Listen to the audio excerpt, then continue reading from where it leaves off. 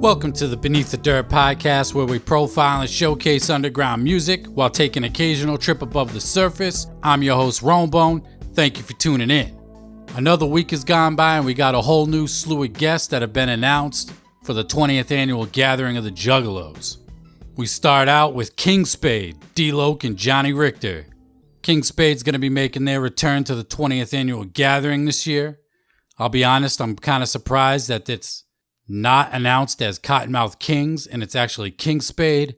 I'm not sure if they were announced as Cottonmouth Kings or King Spade last year when they performed. I believe last year they made their return to the gathering and they're back this year. I'm sure they're going to be performing all the Cottonmouth Kings tracks along with King Spade, as King Spade only has 2 albums out as the duo. Dope to see nonetheless. I'm a big fan of Cottonmouth Kings, King Spade. They're back on Suburban Noise. We already covered that. Next up, they announced Token. Token coming out of Salem, Mass. Up-and-comer, young dude. He just finished his solo tour in the United States. Out here killing it. He released his debut album late last year. And that shit goes really hard. Really personal. I think if you take Hobson and Tech N9ne, mix them both together, you get Token. This little motherfucker raps his ass off. He has a track with Tech N9ne called U2 Rapper on his last album as a bonus track. And basically they just go back and forth rapping crazy for like 3 minutes.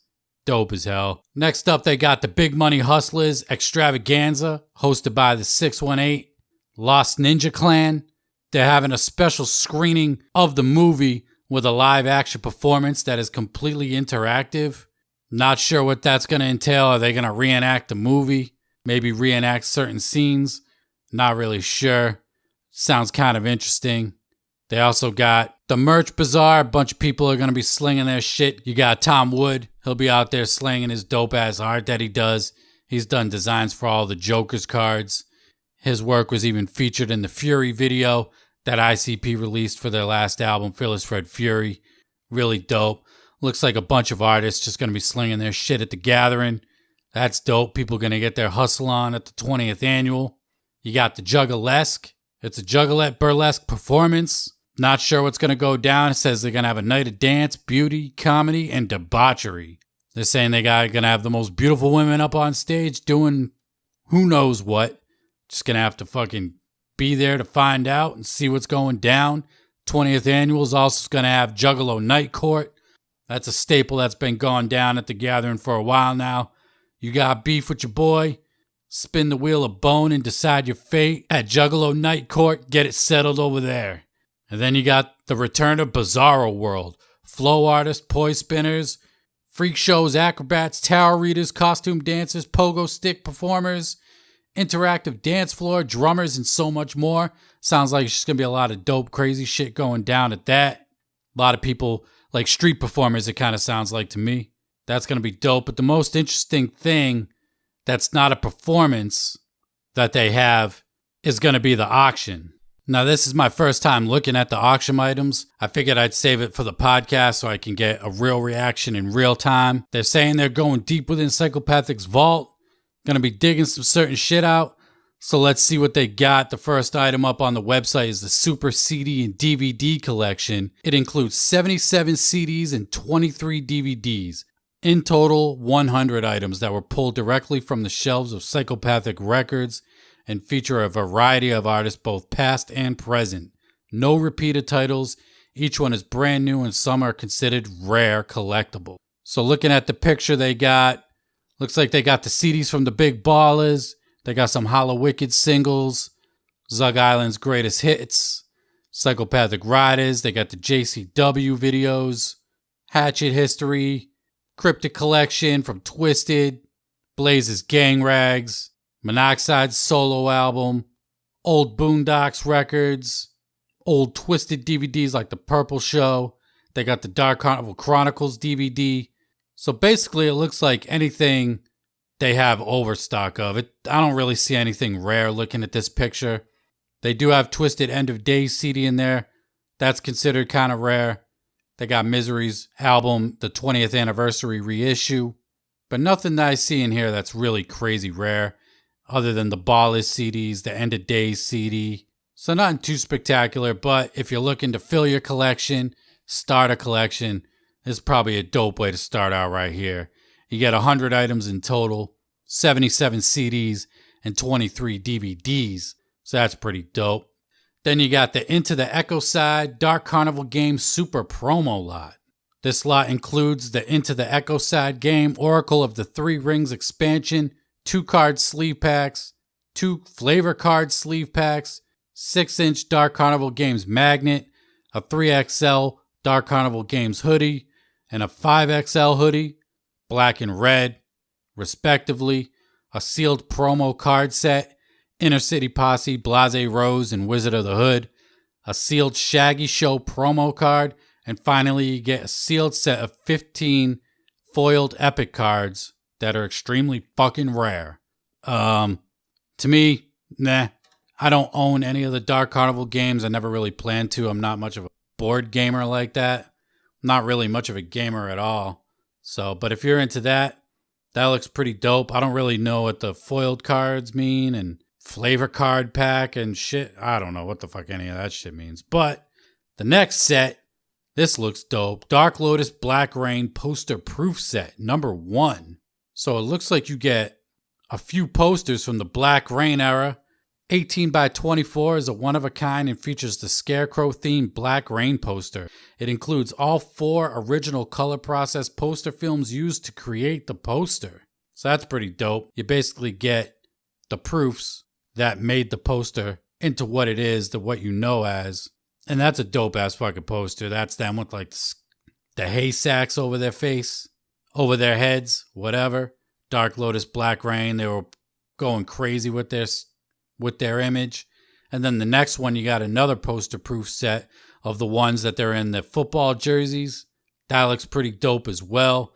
Number 3, this is where they're in like the camouflage hunter outfits. That looks pretty dope as well. So you got 3 sets of Dark Lotus Black Rain poster proof sets going up for auction at the Gathering of the Juggalos this year. That looks pretty dope.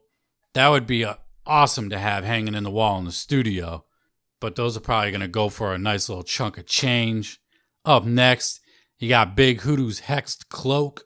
So this is the cloak Big Hoodoo wore during his Psychopathic Records debut video of Hexed. It's a one-of-a-kind item. So if you're a Big Hoodoo fan, that'd be dope for you. Then you got ICP Theater Season 2 Usher costumes worn by Greg the Hammer Valentine. That's pretty cool. Greg the Hammer Valentine's a legend pro wrestler, to say the least. Been around mad years. Shout out to that dude. The Juggalo March football jersey, 3XL black and red football jersey. It's a 1 of 12 that was worn by Psychopathic Records artists during the Juggalo March in Washington, D.C. So that's pretty cool. You get a 1 of 12 jersey. Jerseys go for some pretty good money, especially limited ones like 1 of 12. So that's pretty crazy. A Fuck the Fuck Off Motherfucker tour jersey. These ones were designed to be worn by DJ Clay during the tour that went down this past year. They're in perfect condition, never worn. So it looks like DJ Clay didn't even get his fucking jerseys. Has his name on the back with the 665. You got the Fury Fist on one of them, on the sleeve. Then you got the 2 middle fingers, the 2 hands with the middle fingers with the pinky middle finger thing in the middle. Looks pretty dope. This is fucking where it gets interesting for me. I'm a huge audio collector. Dog Beats Test Press vinyls. There's only 5 pieces of this test press of the Dog Beats vinyl. That's going to go for a nice little chunk of money. I wonder if they're going to auction each one off individually or as a whole lot, as 5. That'd be crazy, because if you can get your hands on that, sell it on the secondhand market like the Psychopathic Museum, something like that, you can make a nice little chunk of change on that. I don't doubt it. Then you got the Tunnel of Love, XXX, and regular version test press vinyl. That's fucking crazy. Love these test press vinyls. Then you got the Tales from the Lotus Pod test press. That's fucking dope. I like the test press vinyl because they never really press that many of them. You always hear of like 10, 15, maybe at the most. Dark Lotus Tales from the Lotus Pod is 9 of them. And then the Tunnel of Love, XXX, and regular version, Looks like there's four of each, or five. 4 or 5 of each of the Tunnel of Love XXX and regular versions. So those are going to go for a nice little chunk of change. Mystery box. Anything could be in this box. I remember watching the live video, I believe, Fago Lover's stream a couple years back. Might have even been last year, I don't remember. I was watching the bidding for the mystery box. Nobody knew what was in the box. I believe the bidding got up to like $1,200. And this dude walked up, opened the box, and it was fucking action figures, dog. Action figures, mad funny. Dude got the bone on that one. I felt bad for that dude. That sucks. But it was funny at the same time just because dude dropped $1,200 on some action figures that aren't even that rare. You could find them shits, drop like a $30 bill and get it. And this dude dropped $1,200, something like that. Crazy. So who knows what'll be in the mystery box. They should do some kind of rare audio. I doubt they have any at this point, but a rare audio mystery box, throw in some Dog Beats tapes, shit, get somebody's original Basement Cuts tape, throw it in there. That would be sick. That would be dope. Up next, you got the Dark Carnival Games hockey jersey. It's a 2XL hockey jersey, one of 6 that were created to give out as prizes for the winners of the Masters tournament at the first ever Dark Carnival Games Con. Only 5 were needed as prizes in the end, thus there was an extra one. So you get a one of 6 Dark Carnival Games hockey jersey. On the back it says Dark Carnival with the number 17. Has the DCG logo on the front. I love that logo. Good shit right there. A Hell's Pit poster proof set. Same thing as the Dark Lotus poster proof sets from earlier. This is basically a available in stores everywhere promo poster for Hell's Pit. You're going to get the same shit. Hack Benjamin's mask. That's pretty dope.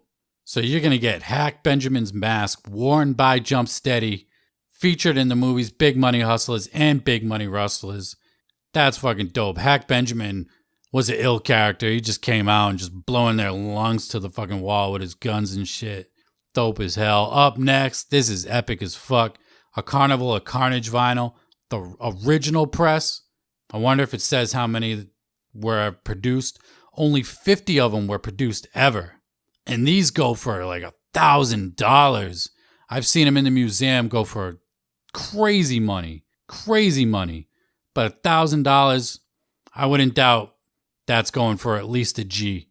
At the Juggalo Gathering auction, the Carnival of Carnage vinyl, the original press from 1993. That shit's crazy. ICP's custom-made superhero outfits is up next. They're going to be auctioned off at the 20th annual Gathering of the Juggalos. Violent J's Clownopolis painting. So you got an original painting by Violent J 101. Took him days to complete, it says. So that's going to be up at the auction for Gathering of the Juggalos. The original Fearless Fred Fury sketch, drawn by Shaggy Tudo. So you get the original sketch of Fearless Fred Fury. Looks like he's coming out of a tornado, not the building, but it looks like they did a couple ideas where they have the building on one side, and not really sure what that other picture is, but an original sketch of a Joker's card. That's dope. I don't think I've ever seen an original sketch of any Joker's cards, to be honest. So to get the newest one, Fearless Fred Fury, which was a dope album, that's pretty cool to see. So a lot of dope merch in the auction. I'm most impressed by the test press vinyls of Tunnel of Love, Dog Beats, and Dark Lotus, and then the original Carnival of Carnage vinyl from 1993. That shit is super rare. Good luck finding it, and if you find it, like I said, you're gonna be paying a shitload of money for it. Other little tidbits of news that dropped this week. Twiztid debuted with Generation Nightmare on the Billboard charts, number 3 on the independent chart, number 5 on the alternative chart. It's the first time being on the alternative chart, but if you listen to the album, Phlegm the Windpipe, Magic Spells, Wreck, few other songs, you could see why it's on the alternative chart. Number 9, top album sales chart. Number 2 on top rap chart. Number 51 on the top 200 overall albums. And number 60 on Artist 100. So shout out to Twiztid for getting on the Billboard in such a major way. And props for Generation Nightmare being so successful. That first week, Generation Nightmare sold over 14,000 copies. Pretty impressive. Compared to Fearless Fred Fury, first week numbers were 10,500. I talked about that on my podcast with Mitch right after Fearless Fred Fury came out. So Twiztid outsold Fearless Fred Fury. I'm not sure if Twiztid's ever outsold ICP first week, but that's fucking crazy. And congratulations for hitting the charts like they did. Dope as hell. Alla Zulu also landed on the Billboard charts, number 11 on the Heat Seekers chart, number 34 on the Independent chart. These dudes are on the come up. All praise Zul. Horns up to the fucking sky. Love these dudes. Praise them pretty much I pretty much praise them every single episode, but it's hard not to. These dudes are talented as fuck. And I can only see their numbers getting better and better on the Billboard charts. I don't have the record sales for them, but I'm sure they sold at least a few thousand copies. So much props to Alla Zulu and Twiztid for hitting Billboard in such a major way. That's fucking dope as hell. Ill Bill released a new single. Ill Bill and Stu Bangers, also known as Cannibal Hulk, dropped Tales to Astonish featuring Blackistan and Spit Gems. I don't know if this was a cut track from Cannibal Hulk or what, but this shit goes hard. Ill Bill and Stu Bangers is a dope combination. Stu Bangers got them banging ass beats, drums that hit you in the chest. I'm really digging that track right there. The ROC released a new song called Oh Damn. This track right here, not really feeling it. The mix is kind of shitty on it. It sounds like he produced it, which is dope. I like ROC production, but I'm not really feeling this track. Not sure why they released a single from ROC. I don't know if we're going to get an album soon or what. I would like to see another ROC album. Digital Voodoo, I'll keep saying it, one of my favorite M&E releases. But I'm not really feeling this Oh Damn track. But that's alright. ROC got mad music for me to go back, bump, and listen. Other new singles that came out this week. Suicide Boys released their first single off their upcoming album with Travis Barker.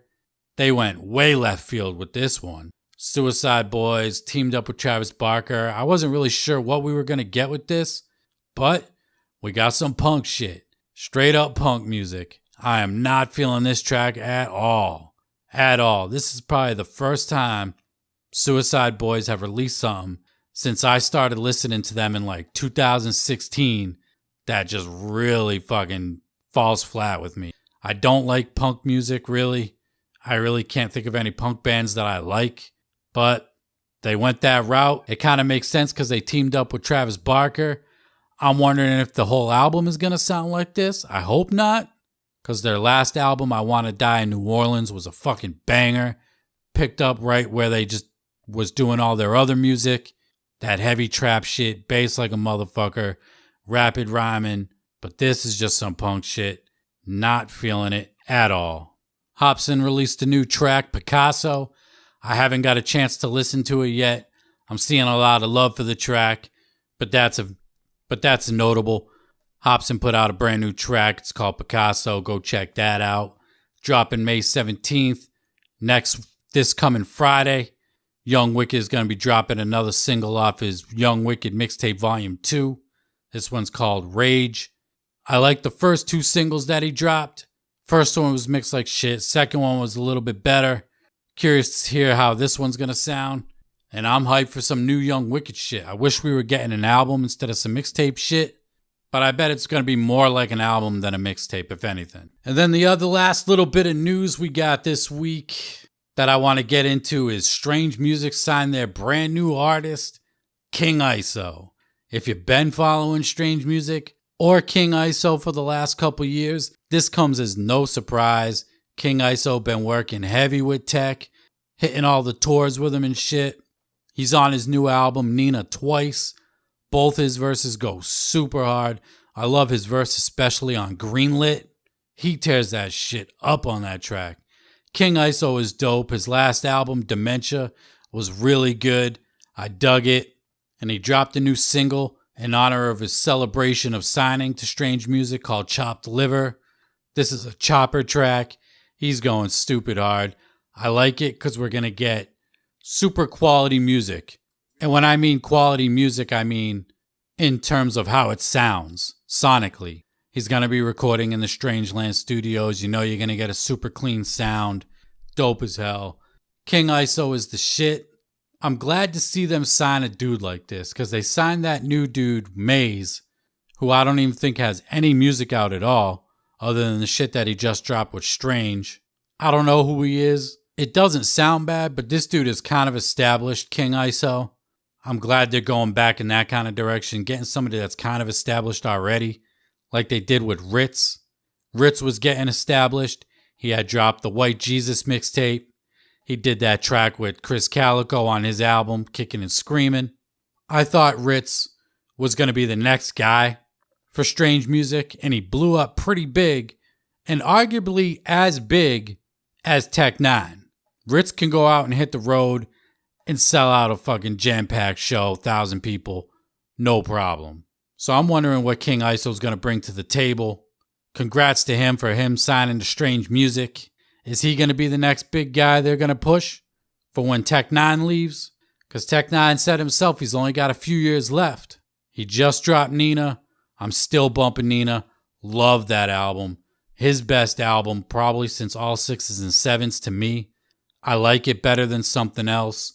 And Special Effects, and I really like both those albums. But can Strange maintain what they're doing without Tech N9ne? That's what I want to know. When Tech N9ne leaves, can Strange Music maintain what they've been doing these last bunch of years?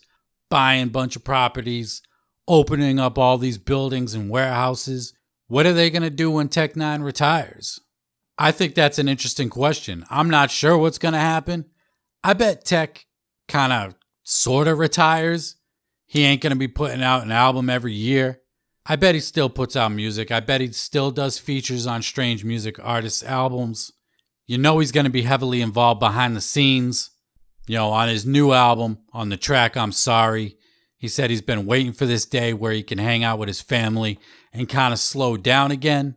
So I feel like he is reaching that point where he's going to retire, but it's going to be like a kind of sort of thing where he's not fully retired. He'll still be making music. Maybe hitting the road, but not as much. It'll be more of a special event when he does hit the road. But I don't know if Strange Music can maintain what they've built and what they're doing without Tech N9ne, the number one independent artist in the world. It's going to be interesting to see. They need to find that next artist that's going to take his spot. To me, Ritz was that dude. Ritz was next in line on Strange Music to take that number one spot. But he left the label, started his own CNT, Clientele. But we got King ISO in the picture now. Is he the guy to do it? I don't know if he has the appeal like that. Nobody else on Strange Music to me has that appeal. Cess Crew, JL, Joey Cool, Prozac, Chris Calico, Big Scoob, Mackenzie Nicole. I don't think anybody on that roster right now can replace what Tech N9ne is doing right now. Selling as many records as he's doing the big ass shows that he does, selling out these big ass shows every single night. We're just going to have to wait and see what Strange Music is going to bring us when Tech N9ne retires. Because we know, like I said, he only has a few years left. But congrats to King ISO and his signing to Strange Music. And that's going to wrap it up for me this week. I appreciate everybody that tunes in. Every week, podcast drops every Monday. Every Wednesday's Wicked Shit Wednesday. 10 p.m. Eastern. We go live for a little bit. Play some music. I take your requests. And we talk about the music playing, talk about what's going on in the underground, and we all have a good time. And again, I appreciate everybody that tunes in. You are much appreciated. You are what gives me the drive to keep on doing this.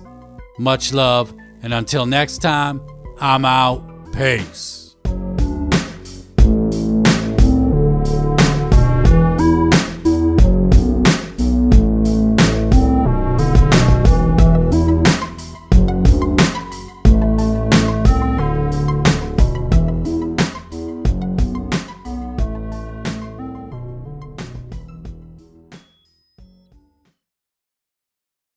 Oh yeah, it ain't over, motherfuckers. For all you buster ass, sucker ass, fraudulent ass, fake ass, wannabe ass, clown ass rappers and producers who hit me up in my DMs, I will not listen to your shit.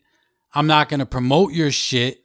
If I told you your shit sucks and I'm not a fan of your shit, there's a 100% chance I'm not going to like your new shit. So cut the shit. Also, if you hit me up to ask to do an interview and I say I'm down to do the interview and then you tell me that the interview is contingent on me reviewing an album that I had no intentions of checking out, I'm not going to do it. I ain't kissing no ass. I'm not quote unquote networking with you.